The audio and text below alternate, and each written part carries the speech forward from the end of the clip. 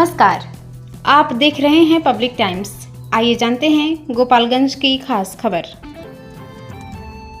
गोपालगंज के चर्चित सिरकटी हत्याकांड का पुलिस ने खुलासा करते हुए 2 आरोपियों को गिरफ्तार कर लिया है।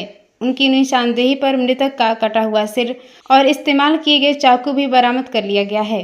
विश्वंभरपुर थाना क्षेत्र के दियारा विजयपुर में 12 जून को गन्ने के खेत से एक अज्ञात व्यक्ति का सिर कटा शव मिला था। मामले की जांच के लिए गठित एसआईटी ने तकनीकी और वैज्ञानिक साक्ष्यों के आधार पर मृतक की पहचान कुचायकोट थाना क्षेत्र के सिरसिया निवासी मोहम्मद मुस्तफ़ा के रूप में की थी। पुलिस के अनुसार मृतक के कई महिलाओं से अवैध संबंध थे और उसने एक नाबालिग से जुड़े विवाद में 2 लोगों की जान से मारने की कथित साजिश रची थी। इसी दौरान सुपारी लेने वाले आरोपियों ने योजना बदलकर मुस्तफ़ा की जान ले ली। उसे दियारा विजयपुर ले जाकर धारदार हथियार से मारने के बाद पहचान छिपाने के लिए सिर धड़ से अलग कर दिया। पुलिस ने लाल बाबू यादव और शंभू यादव को गिरफ्तार कर उनकी निशानदेही पर अहम साक्ष्य बरामद किए हैं। मामले में फरार अन्य आरोपियों की तलाश जारी है। 12 जून 2026 को बिशंबरपुर थाना में एक सिर कटा शव मिला था, जिसमें सिर्फ धड़ था। शव की पहचान नहीं हो पा रही थी और स्पष्ट हो गया था कि ये हत्या की घटना है। उसके बाद बिशंबरपुर थाना में एफआईआर दर्ज करके इसमें एक विशेष अनुसंधान दल बनाया गया था एसडीपीओ सदर 1 के नेतृत्व में। इसमें सर्किल इंस्पेक्टर बिशंबरपुर, एसएचओ बिशंबरपुर और डीआईयू से inspector Harendra, inspector Om Prakash, sub inspector Manish, sub inspector अचल और भी अन्य लोग थे। और इस टीम को ये लक्ष्य दिया गया था कि मृतक की पहचान करना और उस घटना का उद्भेदन करना। काफ़ी जटिल घटना थी, क्योंकि इसमें स्पष्ट ही नहीं हो पा रहा था कि मृतक कौन है। तो जब घटनास्थल का निरीक्षण किया गया तो जो घटनास्थल पर मृतक के धड़ में जो कपड़े थे उनके आधार पर और घटनास्थल के पास से ही एक मोटरसाइकिल भी बरामद हुई, जिसके आधार पर सबसे पहले मृतक की पहचान हुई, जिनका नाम मोहम्मद मुस्तफ़ा निकला, जो कि सिरसिया थाना कुचायकोट के रहने वाले थे। अब इस घटना का उद्भेदन करने के लिए इस टीम को मौका दिया गया था कि 10 दिनों के अंदर इसका उद्भेदन करना है। तो आज इस घटना का उद्भेदन हो गया है और अपराधियों को जेल भेजा गया है। इस पूरी घटना में जो स्पष्ट हुआ है वो इस प्रकार था कि जो मृतक थे मोहम्मद मुस्तफ़ा, इनका जो मोबाइल डिटेल्स था, टेक्निकल डिटेल्स था, ये पूरा अनुसंधान किया गया और इसमें स्पष्ट हुआ कि मोहम्मद मुस्तफ़ा का चरित्र काफ़ी संदिग्ध था। और जब उनका जो संदिग्ध लोग थे उनसे पूछताछ भी की गई तो पता चला कि मोहम्मद मुस्तफ़ा के अवैध संबंध कई महिलाओं से थे, उनके अपने परिवार की महिलाएं और उस गांव के जहां ये रहने वाले और आसपास के गांव में कई तरह से ये महिलाओं से अवैध संबंध बनाता था। मृतक पहले महिलाओं को लुभाता था, उनके साथ अवैध संबंध बनाता था और फिर उनका लगातार शोषण करता था। उसी क्रम में गांव में एक बच्ची के साथ भी इसके अवैध संबंध थे, तो उसका ये लगातार शोषण कर रहा था। तो उसके पिता को रास्ते से हटाने के लिए मृतक मोहम्मद मुस्तफ़ा ने पहले योजना बनाई अपने दोस्त लाल बाबू यादव के साथ।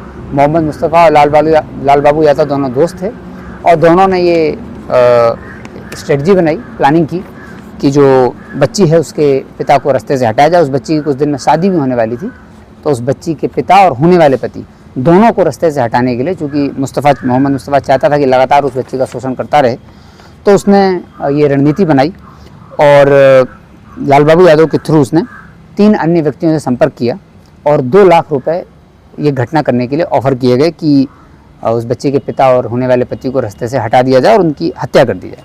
2 लाख रुपए का ऑफ़र जब इन लोगों को मिला, अपराधियों को, तो इन सभी अपराधियों ने वो पैसा ले लिया और पड़ोस के गांव के ही रहने वाले थे। तो इन सबको भी मृतक मोहम्मद मुस्तफ़ा के चरित्र का ज्ञान था और उसकी हरकतों का ज्ञान था। तो इन लोगों ने आपस में रणनीति बनाई कि 2 मर्डर करने पड़ेंगे और 2 लाख रुपए हैं, मिल ही चुके हैं, तो क्यों ना मुस्तफ़ा को ही रास्ते से हटा दिया जाए। और इस प्रकार उन्होंने रणनीति बनाई और लाल बाबू यादव, शंभू यादव और अन्य 2 अपराधी इसमें शामिल हैं, जिन्होंने ये रणनीति बनाई। और घटना के दिन मुस्तफ़ा को लेकर के लाल बाबू यादव दियारा विजयपुर में पहुंचा, बिशंबरपुर थाना अंतर्गत, और वहां पर 4 अपराधियों ने मिल करके एक धारदार चाकू से मुस्तफ़ा का धड़, सिर जो है वो धड़ से अलग कर दिया और उसके बाद सिर को जो है और चाकू को इन्होंने खेत में ही फेंक दिया था। घटना के समय मृतक का जो सिर है वो बरामद नहीं हुआ था, सिर्फ धड़ के आधार पर शिनाख्त की गई थी। लेकिन जब इन चारों को पकड़ा गया तो लाल बाबू यादव और शंभू यादव से पूछताछ हुई। पूछताछ में अपराधियों ने पूरी घटनाक्रम बताई कि इन्होंने कैसे घटना की, क्यों घटना की, और उसके बाद ये अपराधी पुलिस को लेकर के गए जहां वो सिर था, वो सिर बरामद हुआ और उस सिर को पुलिस ने एफएसएल ने भी जांच की है, उसको सीज कर लिया गया है। उसको फर्दर एफएसएल जांच के लिए भेजा जा रहा है। जिस चाकू से सिर कटा था, जिस चाकू से उस सिर को धड़ से अलग किया गया था, वो चाकू भी बरामद हुआ है। तो घटना में कुल 2 अपराधियों की गिरफ्तारी हो गई है। जो मानव खोपड़ी थी मृतक की वो बरामद की गई है, चाकू को बरामद किया गया है और पूरी घटना स्पष्ट हो गई है। ये इसका अनुसंधान बहुत ही टेक्निकल और पूछताछ के आधार पर लगभग सारे बिंदुओं पर हो चुका है। तो इसमें 2 अपराधी जेल गए हैं। सबसे पहले इसमें मृतक की पहचान ही जटिल थी, तो पहले इसमें मृतक की पहचान की गई और मृतक की पहचान के बाद मृतक के चरित्र के आधार पर और टेक्निकल साक्ष्य के आधार पर जो अभियुक्त थे उन तक पहुंचा गया और उन अभियुक्तों से पूछताछ की गई। तत्पश्चात ये घटना क्लियर हुई है। तो इसकी जो मृतक का कटा हुआ सिर और चाकू बरामद करके दोनों अपराधियों को जेल भेजा गया है और अन्य बचे अपराधियों पर भी छापामारी चल रही है। इस घटना का जिस टीम ने उद्भेदन किया है और उस टीम को हम लोग विशेष पुरस्कार से भी रिवॉर्ड दे रहे हैं, जो कि काफ़ी जटिल अनुसंधान था और इसमें मात्र 15 दिनों के अंदर इस पूरे घटना का उद्भेदन कर लिया गया। गोपालगंज में पारिवारिक कलह से आहत एक बुजुर्ग महिला ने नहर में छलांग लगाकर जान देने की कोशिश की। हालांकि मौके पर मौजूद युवकों की सतर्कता से उनकी जान बच गई। पुलिस ने महिला को इलाज के लिए सदर अस्पताल भर्ती कराया है, जहां उनका उपचार जारी है। गोपालगंज नगर थाना क्षेत्र के तुरकहां पुल पर थावे थाना क्षेत्र के हरपुर गांव निवासी 70 वर्षीय नजमुन्नेसा ने गंडक नहर में छलांग लगा दी। बताया जाता है कि महिला ने अपनी जमीन बेटी के नाम कर दी थी। इसके बाद बेटे ने उन्हें घर से निकाल दिया और जमीन मिलने के बाद बेटी ने भी उनका साथ छोड़ दिया। बेटी और बेटा दोनों से उपेक्षा मिलने से परेशान होकर उन्होंने का प्रयास किया। नहर में छलांग लगाते देख आसपास के मौजूद लोगों ने तुरंत पानी में कूदकर उन्हें सुरक्षित बाहर निकाला और डायल 112 पुलिस को सूचना दी। पुलिस ने महिला को सदर अस्पताल पहुंचाया, जहां उनकी हालत गंभीर बताई जा रही है। पुलिस परिजनों से संपर्क कर पूरे मामले की जांच में जुटी हुई है। गोपालगंज में भूमि विवाद को लेकर 2 पक्षों के बीच हुए खूनी संघर्ष में 3 लोग गंभीर रूप से घायल हो गए। घायलों को प्राथमिक उपचार के बाद सदर अस्पताल रेफर किया गया है। पुलिस मामले की जांच में जुटी हुई है। मोहम्मदपुर थाना क्षेत्र के करसघाट गांव में जमीन विवाद ने हिंसक रूप ले लिया। बताया जा रहा है कि विवाद जमीन पर रखी मिट्टी को हटाकर कब्जा करने की कोशिश का दूसरे पक्ष ने विरोध किया। इसी बात को लेकर दोनों पक्षों के बीच कहासुनी के बाद लाठी डंडे और फरसा चलने लगे। हमला में ओम प्रकाश राय, संतोष राय और लाल बाबू राय गंभीर रूप से घायल हो गए। सभी घायलों को पहले से धवलिया सामुदायिक स्वास्थ्य केंद्र ले जाया गया, जहां से प्राथमिक उपचार के बाद उन्हें सदर अस्पताल के लिए रेफर किया गया। घायलों का आरोप है कि जमीन विवाद काफी समय से चल रहा था। घटना की सूचना मिलने पर पुलिस अस्पताल पहुंची और घायलों का बयान दर्ज कर मामले की जाँच शुरू कर दी है। गोपालगंज में संदिग्ध परिस्थितियों में एक ट्रक चालक की मौत हो गई। पंजाब निवासी चालक लाइन होटल के पास बेहोशी की हालत में मिला था। पुलिस ने शव का पोस्टमार्टम कराकर परिजनों को सौंप दिया है और मामले की जांच शुरू कर दी है। गोपालपुर थाना क्षेत्र के बथाना कुट्टी गांव के समीप शाम को पंजाब के मोहाली जिले के संगरूर निवासी ट्रक चालक जोगिंदर सिंह बेहोशी की हालत में मिले। बताया जाता है कि वह दिल्ली से ट्रक लेकर आए थे और रास्ते में एक लाइन होटल पर रुके थे। इसी दौरान उनकी तबीयत अचानक बिगड़ गई और वे बेहोश हो गए। सूचना मिलने पर पुलिस मौके पर पहुंची और उन्हें इलाज के लिए सदर अस्पताल पहुंचाया, जहां उपचार के दौरान उनकी मौत हो गई। घटना की सूचना पुलिस ने परिजनों को दी, जिसके बाद वे गोपालगंज पहुंचे। पोस्टमार्टम की प्रक्रिया पूरी होने के बाद शव परिजनों को सौंप दिया गया। पुलिस का कहना है कि मौत के कारणों का पता लगाने के लिए मामले की जाँच जारी है। गोपालगंज में सांप काटने की 4 अलग अलग घटनाओं में 4 लोग गंभीर रूप से बीमार हो गए। सभी को प्राथमिक उपचार के बाद बेहतर इलाज के लिए सदर अस्पताल में भर्ती कराया गया है, जहां चिकित्सकों की निगरानी में उनका उपचार जारी है। थावे थाना क्षेत्र के चीटू टोला निवासी राहुल कुमार, कुचायकोट थाना क्षेत्र के रामगढ़वा निवासी विकास कुमार, मोहम्मदपुर थाना क्षेत्र के डुमरिया गाँव निवासी चंदन कुमार और कटिया थाना क्षेत्र के अमेया गांव की चांदनी कुमारी अलग अलग घटनाओं में सांप के डसने का शिकार हुए। बताया जाता है कि कोई घर के बाहर खड़ा था, कोई बोरी हटा रहा था, जबकि एक युवती घर की साफ सफाई कर रही थी।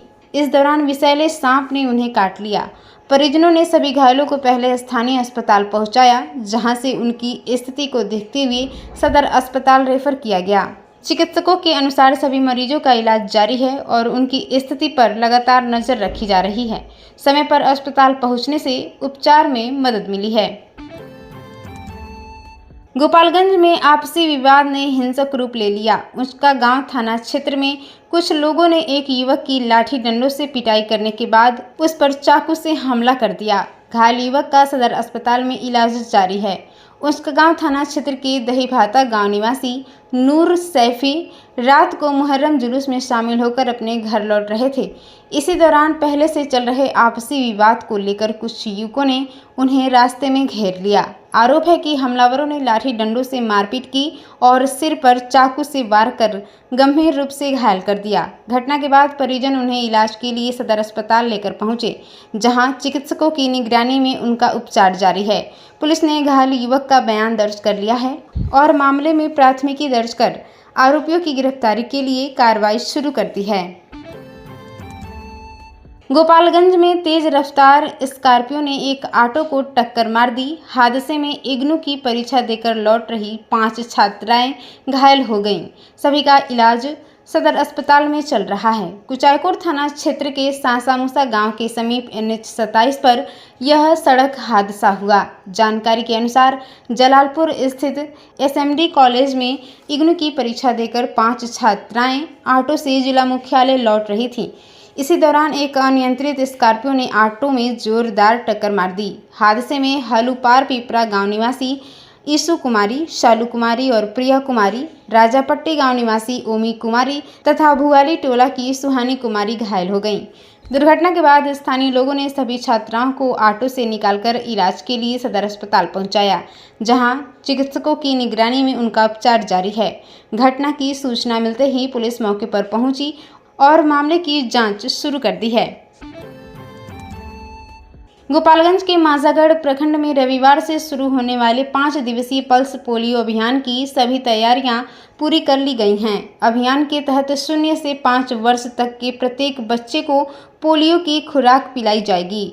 स्वास्थ्य विभाग के अनुसार माझागढ़ प्रखंड की 20 पंचायतों में अभियान के सफल संचालन के लिए 2 सदस्यीय 83 टीमों का गठन किया गया है।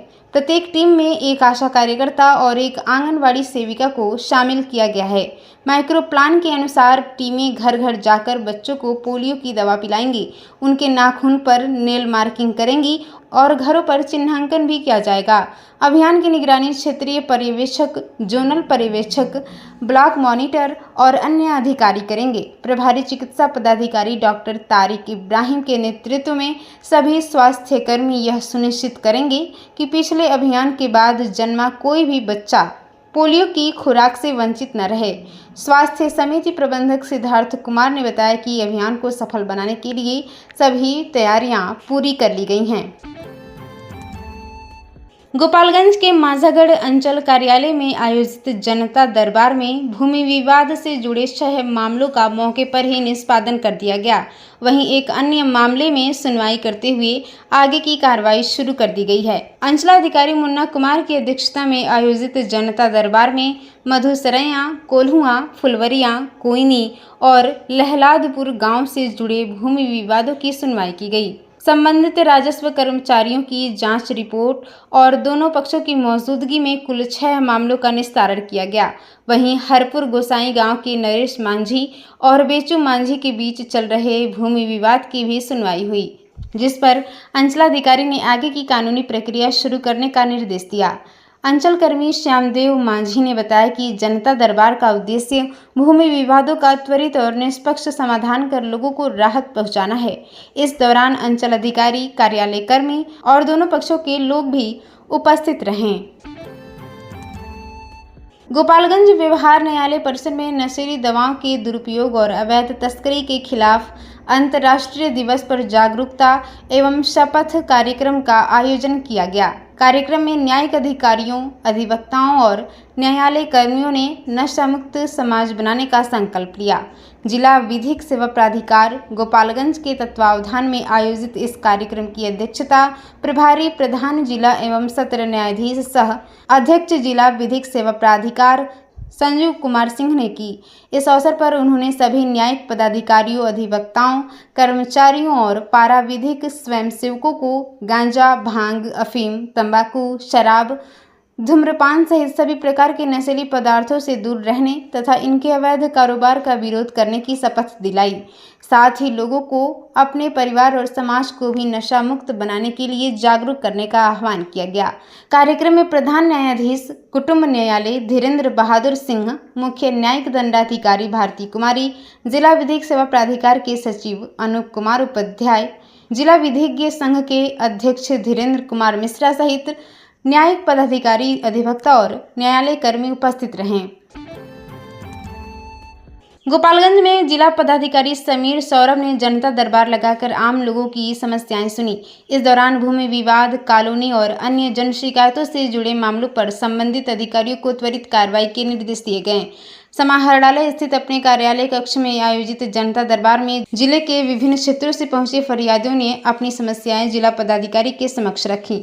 जनता दरबार में मुख्य रूप से भूमि विवाद, कॉलोनी से जुड़ी समस्याएं और अन्य जन शिकायतें सामने आई हैं।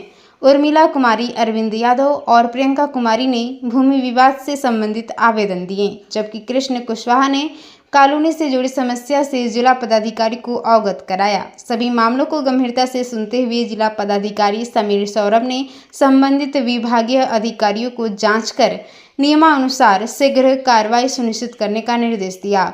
उन्होंने कहा कि आम जनता की समस्याओं का समयबद्ध और प्रभावी समाधान जिला प्रशासन की सर्वोच्च प्राथमिकता है तथा सभी अधिकारी संवेदनशीलता के साथ शिकायतों का निष्पादन सुनिश्चित करें।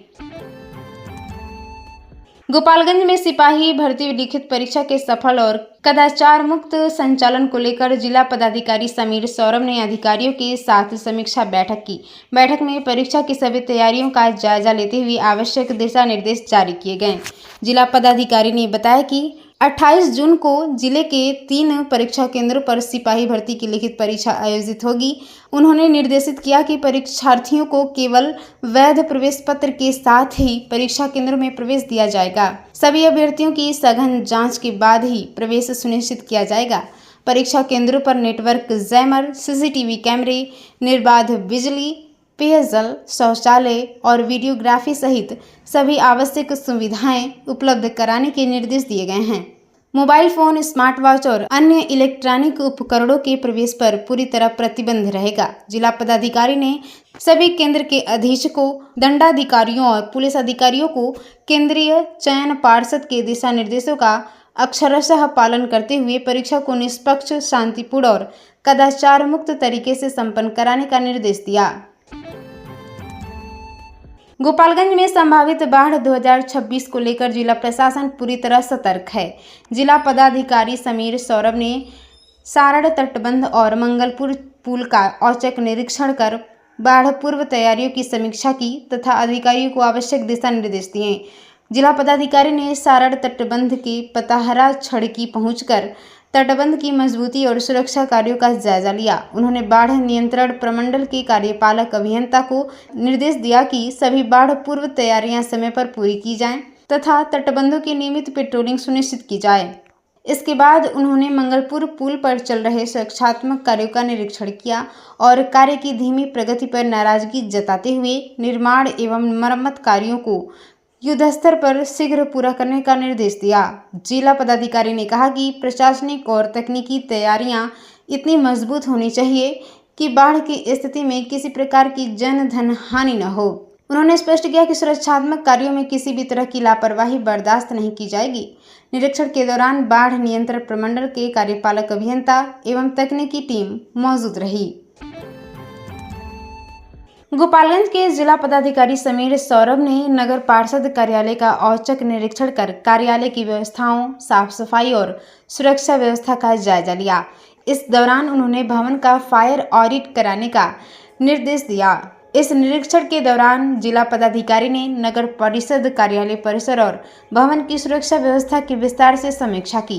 उन्होंने संबंधित अधिकारियों को अग्नि सुरक्षा मानकों का पालन सुनिश्चित करने तथा भवन के फायर ऑडिट का निर्देश दिया। साथ ही कार्यालय में उपलब्ध अग्निशमन उपकरणों की नियमित जांच और उन्हें हमेशा कार्यशील रखने पर जोर दिया ताकि किसी भी आपात स्थिति से प्रभावी ढंग से निपटा जा सके। जिला पदाधिकारी ने अधिकारियों को आम जनता से जुड़े कार्यों का समयबद्ध, पारदर्शी और गुणवत्तापूर्ण निष्पादन सुनिश्चित करने का निर्देश भी दिया। निरीक्षण के दौरान नगर परिषद के अधिकारी और कर्मचारी उपस्थित रहे। आपको बताते चले कि गोपालगंज में संचालित विकास परियोजनाओं की प्रगति की समीक्षा को लेकर सारण प्रमंडल स्तर पर हाइब्रिड मोड में बैठक आयोजित की गई।